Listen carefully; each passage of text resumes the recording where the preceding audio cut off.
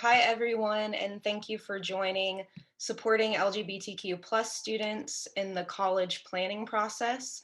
My name is May Whiting, and I am the Data and Research Manager at Alabama Possible. We're so excited to be joined by our wonderful partners from UAB and the Magic City Acceptance Center today. So we hope your students are currently taking advantage of Alabama's second college application week by applying to more schools for free. Alabama College Application Week will continue through tomorrow.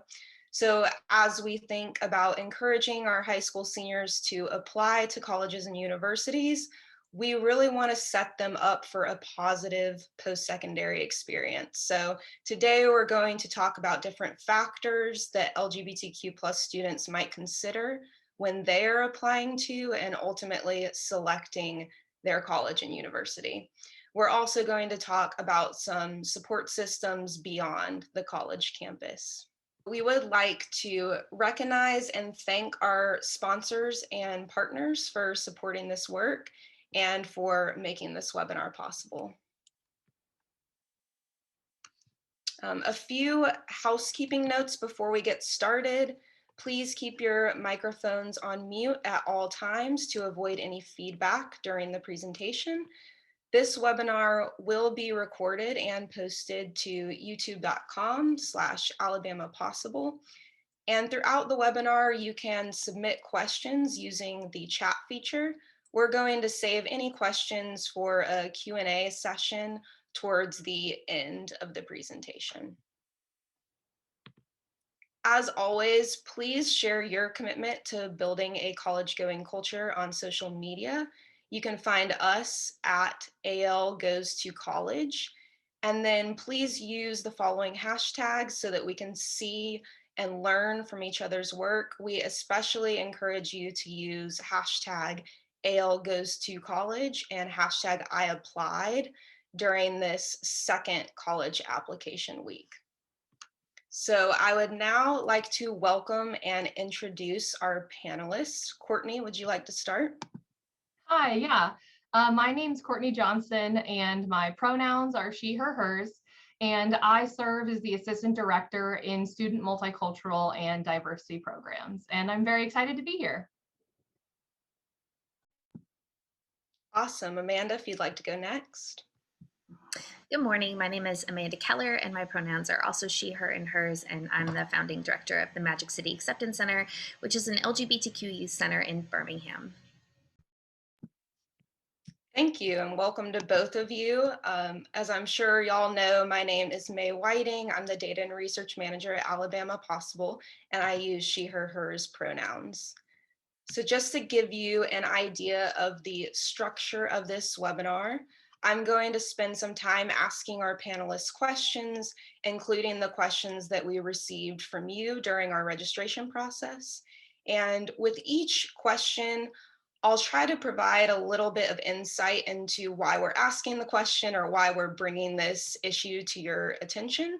We'll, of course, give panelists some time to respond and share their perspectives as well as some of their work.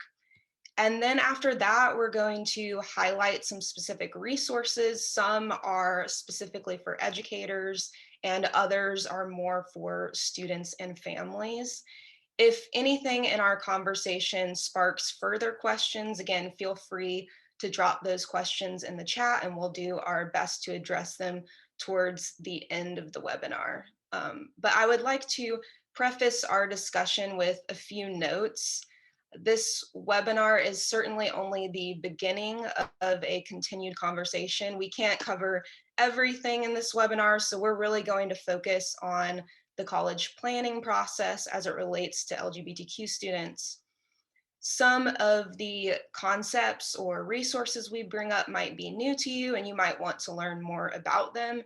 There are certainly opportunities to learn more, and like I said, we'll definitely reference some resources that we recommend for furthering your training. And we really encourage you to be open today to absorb as much as you can as you work to support your LGBTQ high schoolers. And panelists, if there's anything else you would like to add, or if any of our attendees have any like guidelines for today's discussion, we will welcome a time for that.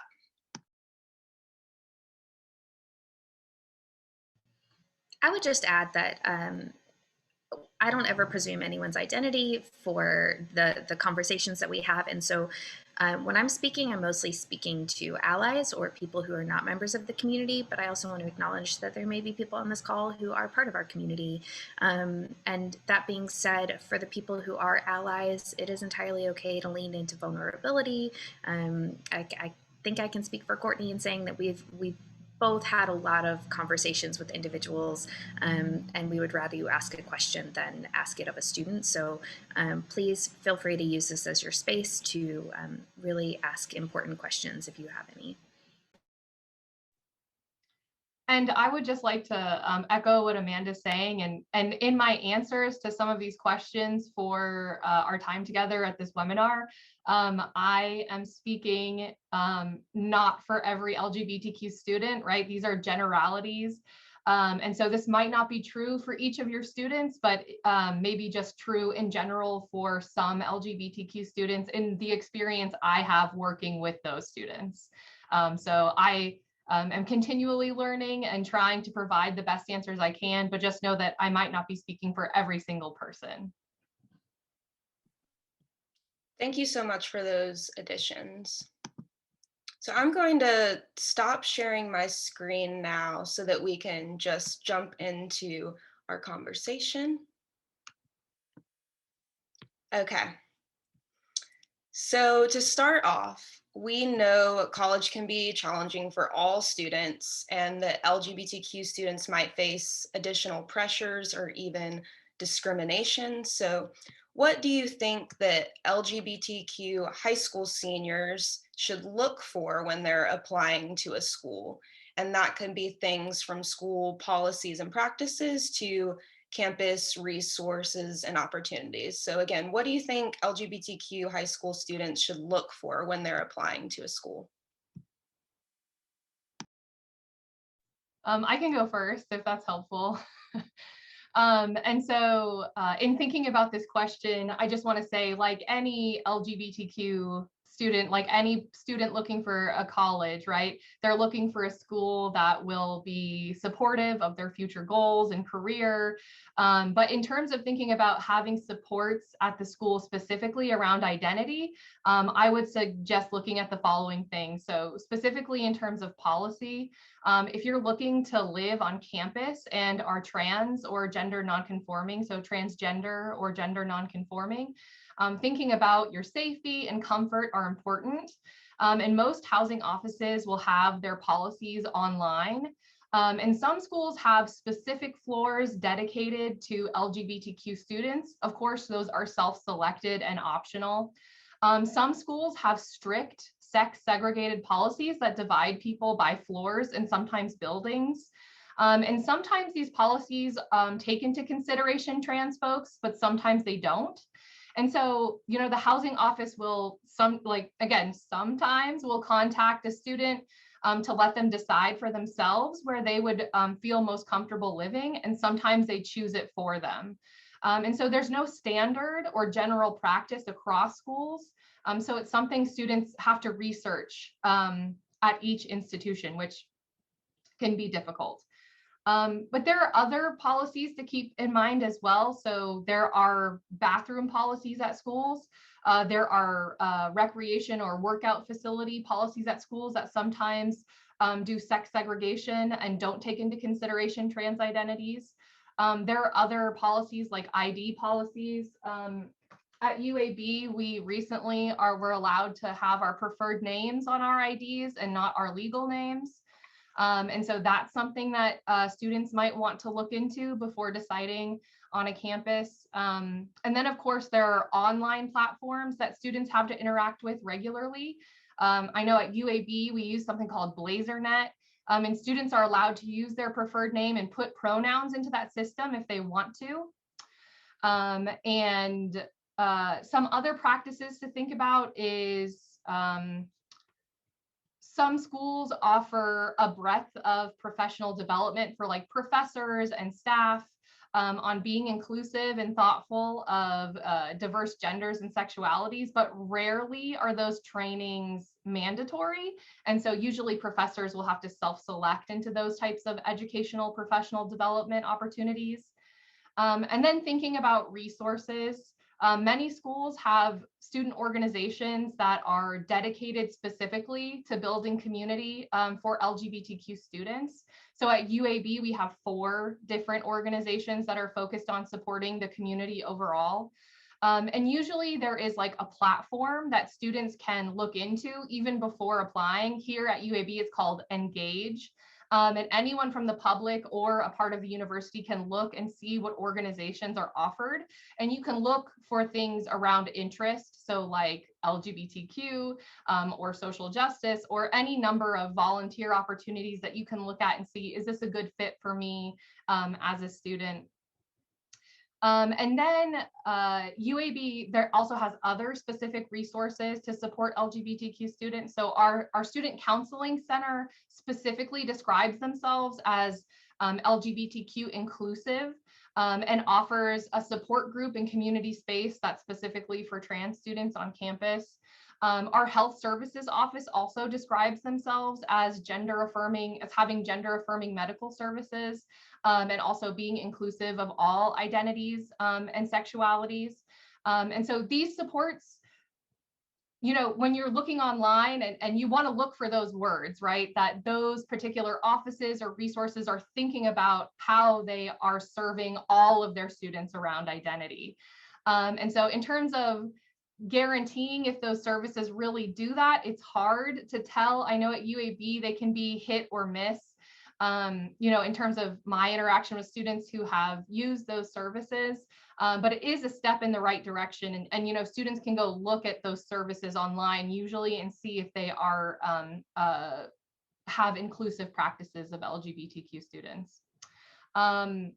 I know I'm talking really fast. I'm a little bit nervous. So if anyone has any questions about that, I said a lot of things, but I'm happy to, you know, say more. But that's really all I had to say about that. You're so prepared. It's so perfect. I don't have a lot to add except that I think something that our young people hear so often, especially in Alabama or in the South, are comments about getting out of state as quickly as possible to be affirmed. And I want to back up the conversation to start with encouraging your LGBTQ students to find a school based on their passions. If they are passionate about a particular academic program, encourage them to seek out schools based on that academic program, not only seeking out schools that are known to be LGBTQ inclusive. That's certainly important, but I think we're doing a disservice to our community by telling them only to go to places that you know to be LGBTQ affirming, when similarly, we're in Alabama, and I'm always fiercely proud to tell people that we have things, and we have a lot of things, and we have a really deeply connected community. And so for someone who might recommend someone not come to Alabama, they don't know how many things we have and how much support we do have in our community. So start with just allowing them to pick a school based on their needs, based on what part of the country they want to be in, based on what kind of environment they're looking for, what kind of program they're looking for, and then start to break down those things about policies and extra support. But again, it's a huge disservice to our folks to tell them that they just need to go somewhere that's like California or New York, because oftentimes places in California and New York don't have as many resources simply because they don't think it's important. Because they don't think it's a conversation. So I think that's a really good place to start. And then the other thing that I would add to Courtney's comment is when you're talking about those trainings, when you're talking about resources available on campus, it's really important to look into the staffing of those groups. So is there an actual permanent full-time paid staff member available to do that? Because that shows you the campus's and the administration's priority in making sure that these services are available. If it's a volunteer organization that comes in and does it, that's one thing. But if you have full-time paid staff members available for DEI work or LGBTQ specific work, that says a lot about their priorities and what they're interested in promoting on campus. And then, of course, like social media, I'm sure that young people do this, but check out the vibe on social media, on Facebook, on Instagram, see what they're posting, look at the students, look at the programs they're promoting. Is there any kind of LGBTQ visibility? That sounds like just the most obvious thing, but a lot of campuses, if they care about it, you'll be able to scroll and very quickly see things that are visibly queer, as opposed to places who are not making it a priority. They won't even think to have any kind of visibility and representation from different communities. And could I add on a little bit? Sorry. Amanda brought up so many good points. I am from California, and I went to a school near Los Angeles in Orange County, and there were very few resources for LGBTQ students. And then I moved to Massachusetts, and there were many resources at the university that I worked at there, but so many issues that I run into here working with LGBTQ students were similar to the issues with students in Massachusetts and in California. So Amanda is really accurate in what she's saying, and that looking at some of the points of the school as opposed to just leaving the state altogether are really important. So thanks for bringing that in. Yeah, thanks for elevating that, Amanda. I was just relaying to Courtney before this webinar that I went to a really small high school in North Carolina that I would definitely describe as unwelcoming to LGBTQ people. And I ended up choosing the University of Alabama for a variety of reasons, but ultimately was just overwhelmingly supported there. And I got really lucky with my circle on campus, but also was very supported by the resource center there, the student organizations there. And I was telling Courtney, at the University of Alabama, it was the first time I really felt myself able to be open and fully myself. So definitely don't write off colleges and universities in the state of Alabama. That doesn't mean that there isn't still work to be done on these campuses, but there are lots of resources available to students and lots of support structures. So thank you so much for elevating that. And Courtney gave us a lot to think about in terms of policies, whether housing policies or naming policies, and then different campus resources as well. So moving on from that, once students have found colleges, they've done some online research and they've found colleges that seem to be a good fit and they're ready to apply to those schools. In what ways can students share their identity or identities during the application process? And would you recommend students share that information, especially if there are maybe specific college application essay questions that allow students to discuss their background or identity? I had like an internship in an admissions office once, but I am not an admissions counselor. So, this is just from my experience as someone who has worked in higher education for a number of years. I'll say that colleges are often looking for two things. One is why this university, right? And then the other thing is what is your story, right? And how has your story helped you learn more about yourself? And so I think if gender or sexuality is a large part of your story, sharing that in your application makes sense. But of course, there are some caveats. If the school you're applying to has really strong religious affiliations that are unsupportive of LGBTQ people, you may want to avoid outing yourself in your personal statement, something you might want to think about. On the other hand, at the other end of the spectrum, there are schools that are actively looking to recruit diverse students, right? In which case, outing yourself may be to your advantage. And it's unfortunate that these students have to strategize like this, but it's important to research the background of the school if you're considering sharing such an important part of yourself with an admissions board. And then ultimately, it needs to be left up to the student who's applying and left up to them to decide if they want to share that part of themselves or not. And so those are just my 2 cents on it. It's not a whole bunch of information because, again, I'm not an admissions counselor, but those are just some things to think about. That's all such brilliant advice. And it goes to say across our entire community that no one owes anyone their outness. And so it's incredibly concerning that people oftentimes push folks to come out just because they think their life will be better or easier. And it's our job as community resources to support people in whatever decision they want to make. And so, like Courtney said, if they know themselves and want to live authentically and want to bring that full part of themselves to the table when they go to university, great. Allow them to share whatever part of that they want. The worst thing that you could do is coach them away from sharing what they want to share.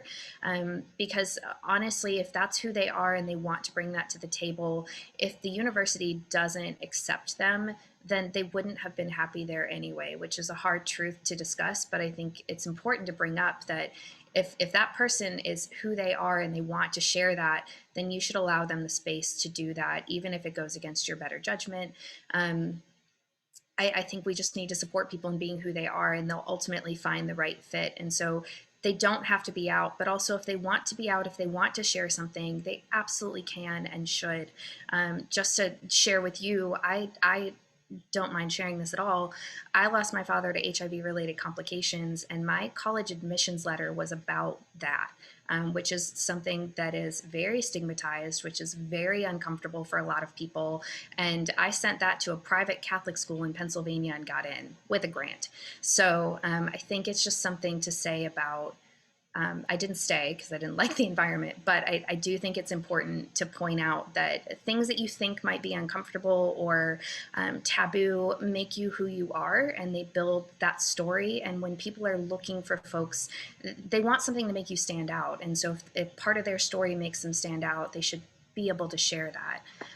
So I think that is a really important thing. And also a lot of schools now are even asking identity questions. And so we as a community are really good at seeking out clues to see how affirming places are. And that's an immediate indicator. If the application asks for pronouns or asks how you identify and has the correct language around that, that's an immediate bonus to let you know that they care about at least the demographics of what types of students they're serving. That's all great advice. So ultimately, leaving disclosure up to the student and whatever they're comfortable with.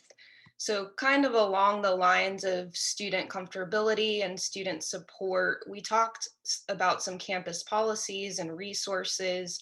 But to kind of go a little further into that, what opportunities would you recommend to students who are looking to find community with other LGBTQ students, whether on or off campus? So we've talked about resources they can access at their college or university, but what about community building opportunities? I feel like I can take the lead on that one. So full disclosure, I am a community center. My background is not in academia, and so my strength is community building. We recognize that it's really important for students to be able to connect on campus and find people locally, and I think the UAB students are so incredibly lucky to have what they have in Courtney and that entire program. It's brilliant. But that doesn't mean that that's one size fits all, right? So just because there are campus activities, sometimes our youth get off campus intentionally because they're like, I kind of want to like explore my identity on my own and not be around my peers and meet other folks. So here at the Magic City Acceptance Center before COVID, we would have 30 plus people a day that were from everywhere from UAB to Hayden to Huntsville. People would drive to come to our in-person programs to connect with other folks. And that's the beauty of building community, is being able to meet people from other spaces. So when you're looking at campuses, absolutely look at their programs available on campus. Look at what departments they have. Do they have an actual space for LGBTQ students? But on top of that, there are amazing resources like Centerlink, and I can drop that link in the chat in a little bit, that actually list every single LGBTQ center in each state so you can access other places. And when you go visit, I recommend visiting the local community centers. Like if you're recommending people come here, stop by the Acceptance Center, talk to us. We'll tell you about the culture. The cool thing about community centers and community resources is we'll be real with you because we're not trying to recruit you to that campus. And so we'll tell you about the local flavor and vibe of whatever community there is. And I'm always excited to share with people that we have things, and Birmingham is amazing. So I think visiting them and getting in touch with what local community resources exist is absolutely huge. And it's really just a Google search that so many people don't think to do. If you look up LGBTQ Alabama, you'll actually find more resources than you imagine. Yeah, I don't I don't have a lot to add to that. I think that, really sums up what students should be doing when they're thinking about a particular region, right, that they want to go to for school. Just to add on or I don't think I said this, but I advise, Safe Zone on campus, which is an educational program where peers educate their peers about LGBTQ issues and the community. And then I also advise Queer Peers, which is a community building organization where students can come together within the LGBTQ community to make friends and, have a good time, right? And build those connections.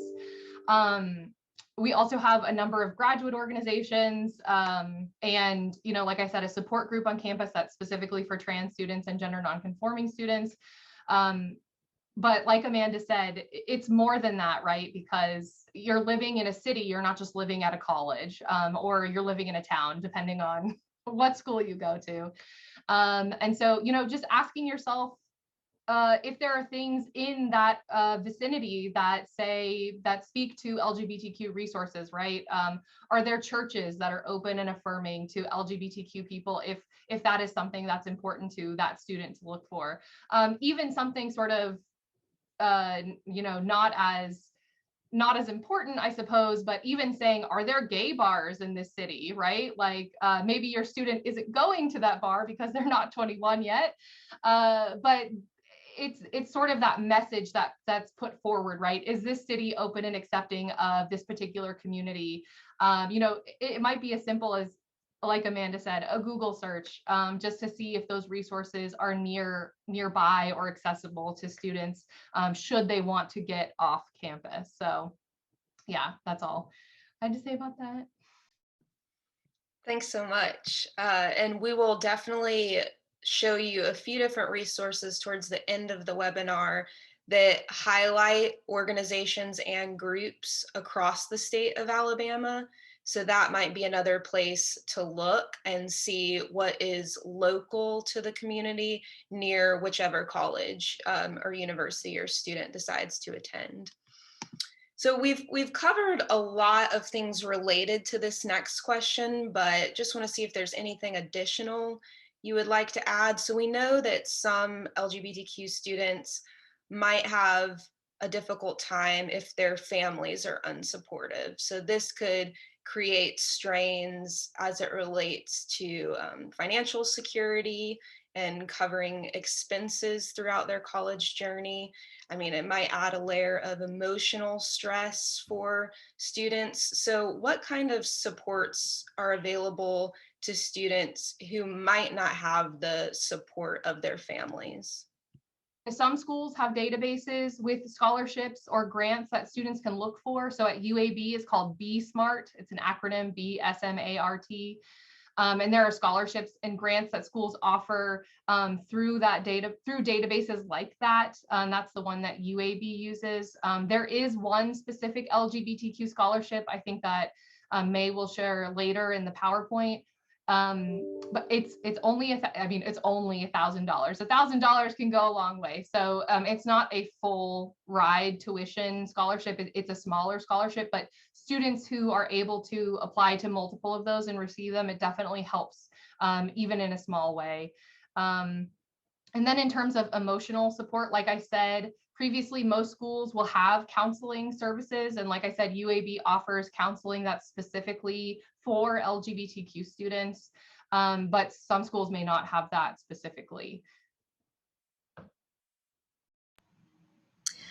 Yeah, so I dropped a couple of links in the chat if y'all want to go to those. There's campuspride.org is amazing for anyone who's looking for more information. It is so comprehensive and thorough. It has so many resources, one of which is an entire page about LGBTQ specific scholarships. So there are a lot of scholarships available that people don't often think to search for. So that's a pretty good list. Point Foundation is absolutely incredible. And so I dropped that link as well. So those are options for folks. And again, reaching out to community centers and resources, because oftentimes there are mutual aid groups that are working. There are people who provide things like gas vouchers and food and a lot of ways to help with supplemental support for students. We even offer free laundry here at the Magic City Acceptance Center. And so for students who need access to things, who may not necessarily be able to make ends meet, there's so many community resources and even campus resources that are available to help folks. And then national resources too for that supplemental support. There are LGBTQ online groups. We're statewide offering a Discord that is a safe, secure server for LGBTQ young people across the state. Lots of other folks are online. And so there's always a way to access support. There are, if you haven't heard of the Trevor Project, I'll drop that link as well. If people are in crisis and need to speak to someone immediately, the Trevor Project is available 24/7, and they link folks directly to community centers like us. And so there's always help. Unfortunately, you just have to know where to look for it. So we're here, and if y'all have additional questions, you can always reach out.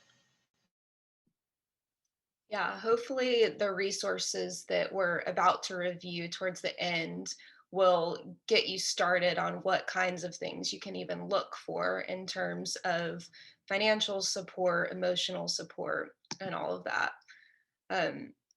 So we've talked about resources that students might expect to find on LGBTQ friendly campuses. And if students are not only comfortable in their identities, but they also want to explore that further in their academic studies, how are colleges further promoting LGBTQ acceptance through curricula?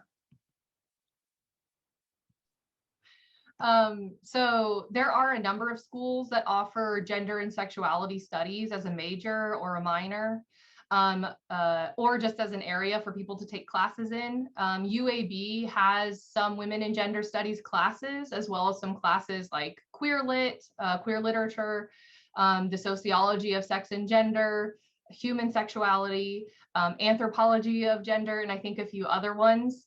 I know the gender and race studies program at UA is pretty well known and has some really fantastic classes and instructors around this topic. So that would be really great to look into. Many schools also have, like I said, the safe space or safe zone training, which is usually for faculty, staff, but also for students. But I think that's about, like UAB does not have a comprehensive program like some other schools do around the topics of gender and sexuality.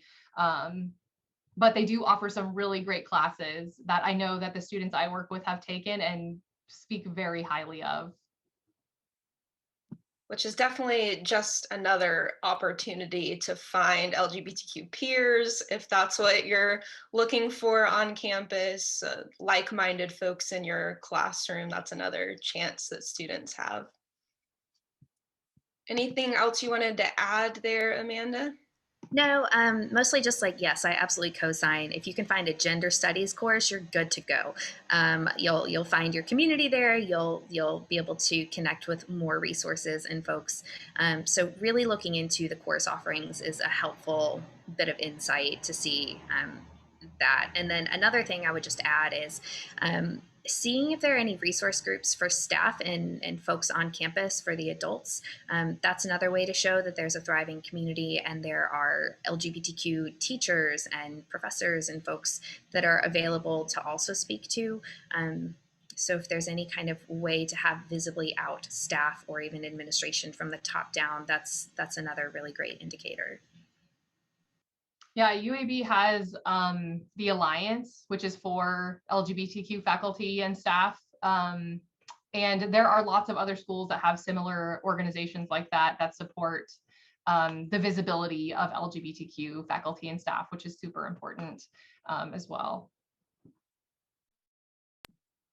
Awesome, thanks y'all. So those were our prepared questions, and I think we ended up covering all of the questions that we also received during registration. So I'm going to share my screen again, and we are going to get to some of our resources that we told you about.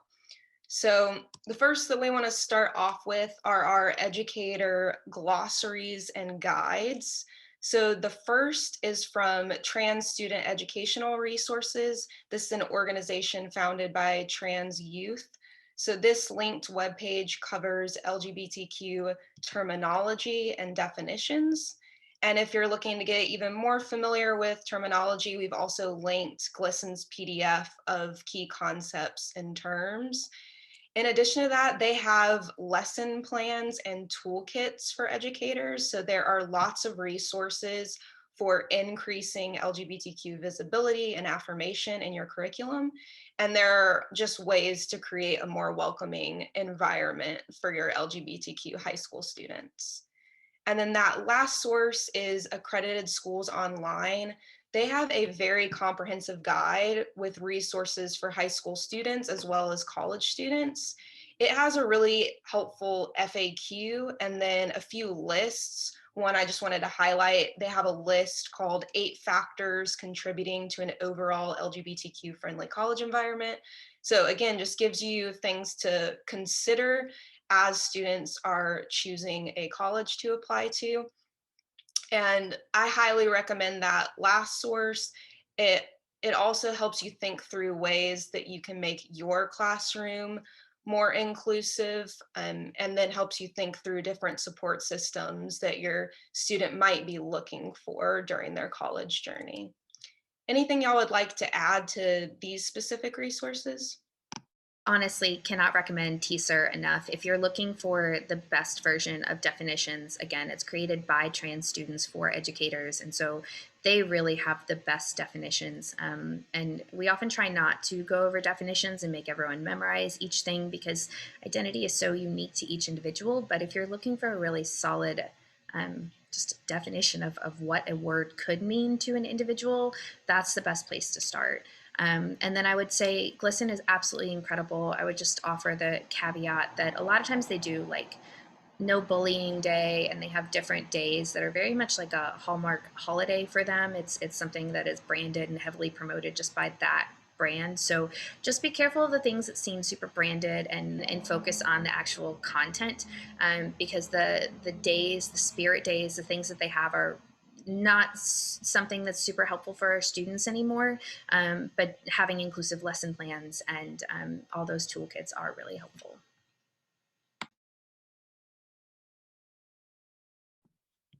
So now in terms of school search guides, like Amanda had mentioned, Campus Pride Index is a database that allows prospective students and families to search for LGBTQ inclusive campuses. It is considered the premier LGBTQ benchmarking tool for colleges and universities. So you can search by region, state, the school's index rating, the institution type, or the locale. So highly recommend that. And then again, for students and families to use that Accredited Schools Online, because it really is a comprehensive guide that outlines resources and tips to find a supportive fit. So it will help students and families think through those factors that might be important to their college decision-making process. And scholarship resources, a few of you asked about this in the registration question, so we know it's a priority. The Point Foundation operates as a national LGBTQ scholarship fund, and scholars receive financial support, but they're also paired with a mentor and then participate in leadership development programs and events. So it's more than just funding. And there are specific opportunities for community college students and BIPOC students or Black, Indigenous, people of color students. And then they also provide these opportunities to undocumented LGBTQ students. So just wanted to highlight that. Both Campus Pride and the Human Rights Campaign have databases for scholarships. So you can search for scholarships, fellowships, grants, all for LGBTQ or allied students at the undergrad and graduate level. Accredited Schools Online also has a list of some of the top LGBTQ specific scholarships. And then we wanted to highlight UAB's Alliance for LGBTQ Equality, that $1,000 scholarship for demonstrated service to the LGBTQ community. So that application deadline is every February. So just something to keep in mind for next year. We'll definitely send out these slides after the webinar so that you're able to click through these links and pass along all of these scholarship opportunities. And then lastly, we wanted to mention some local resources. So the LGBTQ Fund is part of the Community Foundation of Greater Birmingham, and they have put together a list of Alabama groups and organizations that provide all kinds of things: LGBTQ education, social groups, medical care, health and wellness, housing, faith communities. So it has pages and pages of resources for you to review to get an idea of what's available in Alabama. And like we mentioned today when discussing colleges and universities, many of them will have an LGBTQ center or a student group. So if you're looking for a local resource, I would recommend partnering with that center or group on campus. And then, of course, our lovely partner over at Magic City Acceptance Center, Amanda, I'll invite you to talk more about that. Yeah, so we are statewide. I know that traditionally we were Birmingham based and only Birmingham, but now that we're doing online programs, I just wanted to do a quick plug for our virtual programs so that youth across the state could connect to us. And youth for us is defined as ages 13 to 24. So that's really a wide range. And we even have programs broken down within that age range. We also have children's programs, parents programs, adult programs. So really, if you're LGBTQ or seeking LGBTQ resources, we have all kinds of things, everything from affirming dentists to florists to where to get your flu shot. So we can certainly help. And I do want to point out that that photo that we love so much, it looks like a really great stock photo, but that's actually from our homecoming in 2018. Unfortunately, we haven't had fun photos in recent history, but I'd like to point out that those are real, actual youth who are in our building for an event with our blow-up balloon. So queer people exist in Alabama, and they exist happily, and they celebrate together that identity. And so we love to be able to share that photo that every single one of those young people signed off on and said, yes, please share my face. So we're really proud of our kiddos and proud to be able to exist and do what we do. That's awesome. I am abundantly grateful for the community that I have found in Birmingham. So thank you so much for highlighting that, Amanda. We're going to go ahead to our questions that we got from attendees. So if anyone can answer, we got a question: what can parents do to support students who have not come out even to their family? I had a quick clarifying question. So is this a parent who might know that their child is LGBTQ and is hopeful that they would feel comfortable coming out to them, or? Yes. Okay. Right. So sometimes we have parents who reach out to us who are like, I know my kid is gay. I just know it, but like, I don't know how to make them come out to me. And I know that that's a really frustrating place to be. I know that that's really challenging, even if you were fiercely supportive and you were just waiting for it. Again, sometimes unfortunately, parents are oftentimes the last folks that youth come out to. They are. They'll come out to their peers, they'll come out to even sometimes teachers.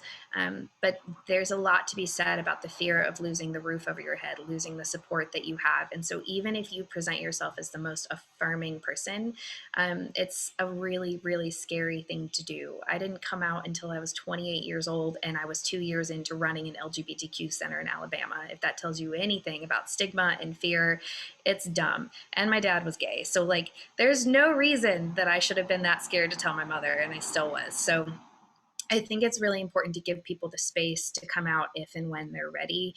But there are absolutely things you can do as a parent to show folks that you're supportive. So speaking openly, not like obnoxiously, but just openly and affirmatively about our community and supporting things. Getting involved with Pride when that happens each June, offering to go to the Pride Parade because it's something maybe you personally support and wanted to offer up that support. So those little reminders of like, you're a parent who's supportive without being like, oh, did you see there's gay stuff? I like gay stuff. Don't be that person. But I think that there are really easy ways that you can drop hints about being supportive and just offering that space. Quick hint, a lot of youth like to come out in cars. It's just a thing. So if you happen to have a road trip and you want to get into a deep conversation, that's probably a place where it could happen. But just give them that space, and eventually it'll happen. But know that it's nothing personal. It's just a really scary thing. Great. Thanks, Amanda. And so we have another question. We've talked a lot about what students and families can look for on campus and the positive indicators of being inclusive. Are there any red flags that students should look for? That's a tough one. I guess this might seem silly, but if you see no rainbow flags at all, like that would be probably an issue. I know that sounds silly, but you know, schools that make an outward attempt to not only say, you know, you're welcome here, but we invite you here, is important, right? That attempt means that, you know, even if not all of their ducks are in a row, they're trying, right? I know that when I train orientation leaders here on campus, I tell them that they should be sharing their pronouns. We give out pronoun buttons from the office, and if they're wearing, you know, a lot of times I see orientation where leaders wearing those pronoun buttons when we're not in Zoom times.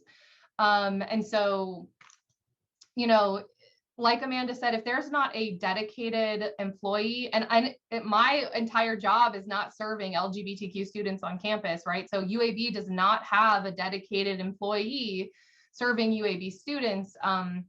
But that is obviously a great indicator of someone being able to put forward that effort needed to build that community on campus.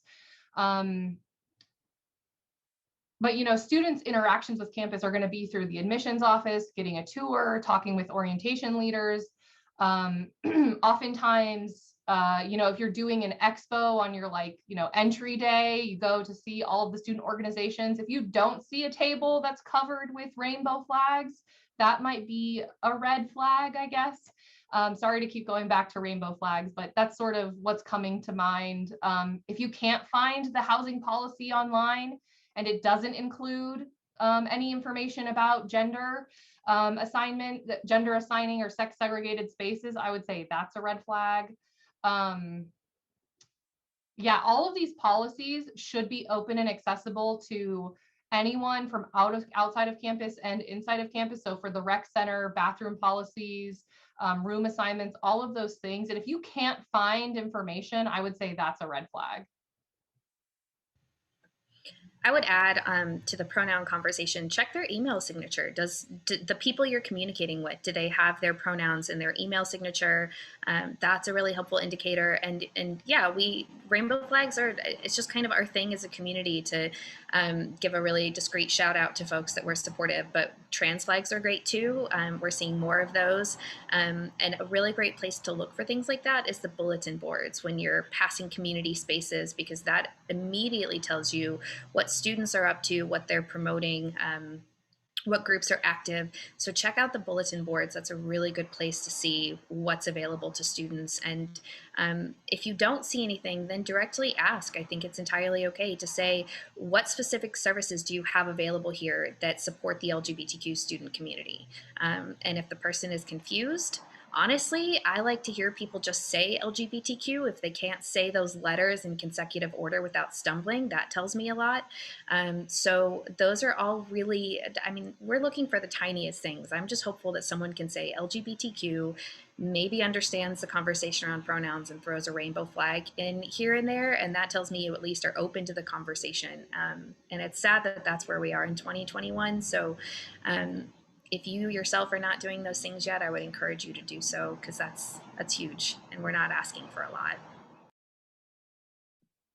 I'll say similarly, looking online and Googling the name of the college and or university and adding LGBTQ to the end, if there's no results, when I was searching for either resource centers or student groups or in Alabama, for a few colleges and universities, I got no results for the name of the college plus LGBTQ. So that's a sign. But then, kind of in the frame of mind that Amanda offered us at the beginning, if you don't find something immediately that signals this campus is doing something to welcome and encourage their LGBTQ students, maybe you could be a part of making that happen on the campus. So again, don't necessarily write off a school, but think about opportunities for you to contribute to that school's growth. Of course, we still want all of our students to have a positive and welcoming experience. So we don't want to put them in any kind of environment that's dangerous or unhealthy, but there is an opportunity for students to be a part of that growth on their campus. So just another consideration. I think I've gotten to all of our questions that we received during the webinar. So if you would like to get in touch with our panelists, they can be reached via the emails listed here on screen. So I'll leave that up just for a moment in case you want to jot it down. But I want to say thank y'all so much for joining us. Thank you to our panelists for their incredible insight and all of the resources that they provided us today. We want to wish all of our attendees good luck during this busy week. We know that you're supporting students as they apply to college, so we appreciate your eagerness to be on this call even during such a week.